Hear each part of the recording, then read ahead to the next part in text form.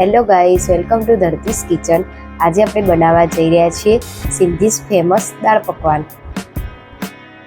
તો ચાલો બનાવીએ।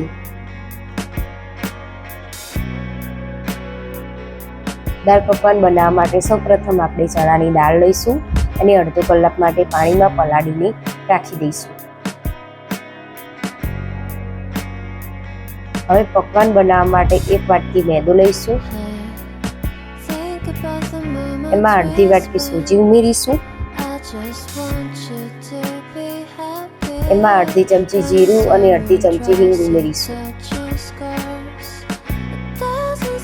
પછી એમાં સ્વાદ અનુસાર મીઠું ઉમેરીશું, તેમાં અડધી ચમચી હાથથી ક્રશ કરીને અજમો એડ કરીશું। પછી એમાં એક ચમચી જેટલું તેલ એડ કરીશું।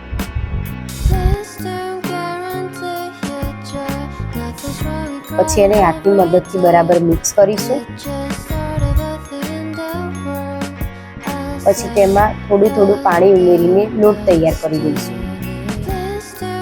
લોટ આપણો વધારે જાડો કે વધારે પાતળો ના હોવો જોઈએ। હવે તમે જોઈ શકો છો કે આપણો લોટ બંધાઈને તૈયાર છે। હવે ચણાની દાળને બરાબર ધોઈ દઈશું।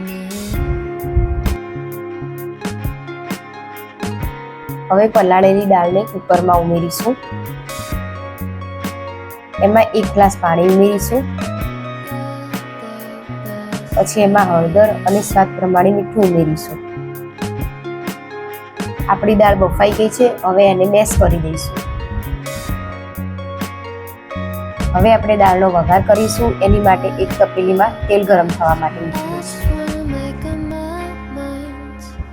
2-3 લસણની કળી, આદુ, લીલા મરચા એને ખાયણીમાં ખાંડી દઈશું।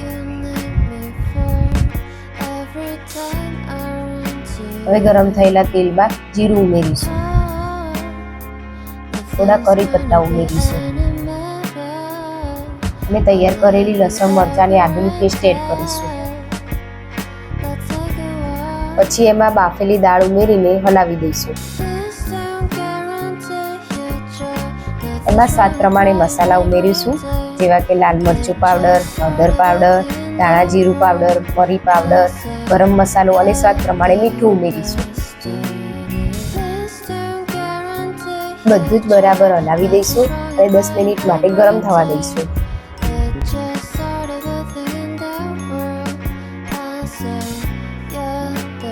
હવે પકવાનને તળવા માટે એક કઢાઈમાં તેલ મૂકીશું।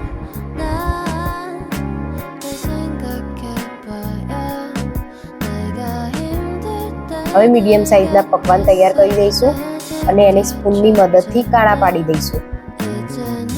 કાણા એટલે પાડવામાં આવે છે જેથી પકવાન અંદરની બાજુથી બરાબર તળાઈ જાય। હવે ગરમ થયેલા તેલમાં પકવાનને તળવા માટે મૂકી દઈશું। જ્યાં સુધી એનો કલર ચેન્જ ના થાય ત્યાં સુધી એની ઉપર નીચે બંને બાજુ બરાબર તળાવા દઈશું। હવે તમે જોઈ શકો છો કે આપણા દાળ પકવાન બનીને તૈયાર છે।